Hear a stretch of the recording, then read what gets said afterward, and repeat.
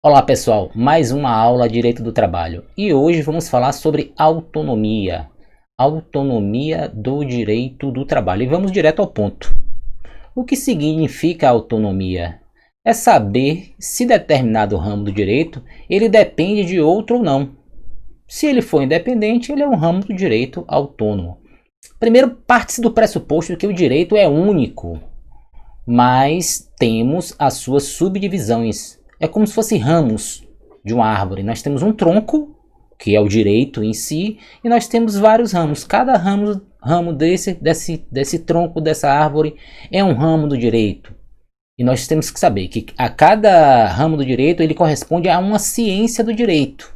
A gente não pode confundir o direito com a ciência que estuda o próprio direito. E nós temos que ver também que a ciência ela vem evoluindo com o tempo. Na antiguidade, a filosofia ela cuidava de estudar tudo.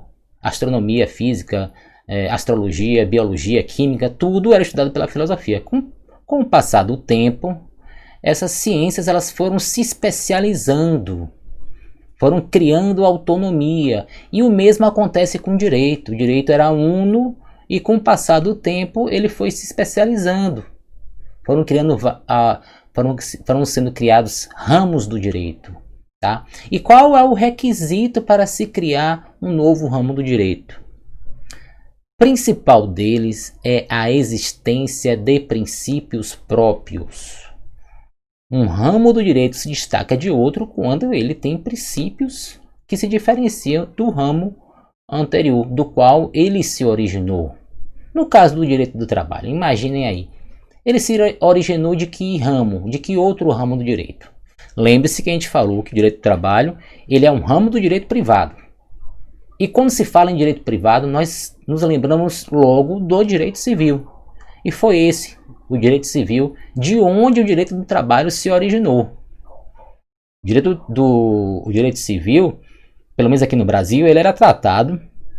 Ele tinha um capítulo lá no Código Civil de 1916 que tratava da locação de mão de obras. E foi daí que surgiu o direito do trabalho. Já existiam essas regras lá que disciplinavam um contrato por meio do qual uma pessoa contratava outra para fazer alguma coisa. Só que não existia o elemento de subordinação. Era uma contratação de autônomo. Mas aí com a evolução histórica do direito do trabalho, no qual teve aqui todo aquele contexto histórico, né, do proletariado que saiu do campo para as cidades, o aumento da jornada de trabalho, a inexistência de regras mínimas de uma retribuição, tudo isso aí, esse aspecto histórico, fez com que o legislador criasse algumas normas diferentes daquelas que estavam no direito civil. E a interpretação dessas normas não era feita da mesma forma que acontecia com o direito civil. E aí surgiu um princípio protetivo, ou seja, interpretação de uma norma jurídica beneficiando um dos contratantes, no caso, o empregado. De forma que aí o direito do trabalho ele se destacou do direito civil. Mas dogmaticamente, nós identificamos alguns requisitos para você dizer que um ramo do direito ele é autônomo ou não. Seria autonomia, vamos ver aqui, autonomia didática, autonomia científica, autonomia em relação à legislação e autonomia jurisdicional.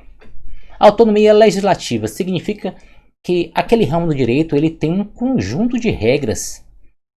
Esse conjunto de regras ele pode ser representado por um código, por uma consolidação, por um estatuto, e nós temos no direito do trabalho.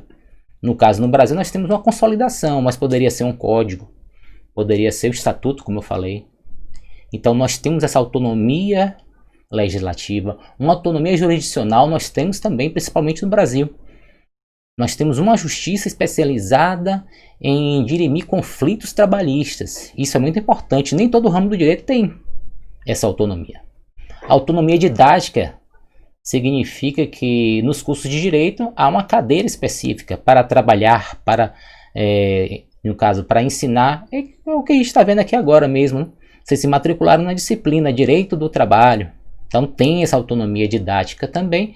E a autonomia científica seria um conjunto de obras das pessoas que se dedicam ao estudo do direito do trabalho, dos doutrinadores trabalhistas, e essa autonomia, inegavelmente, o direito do trabalho tem.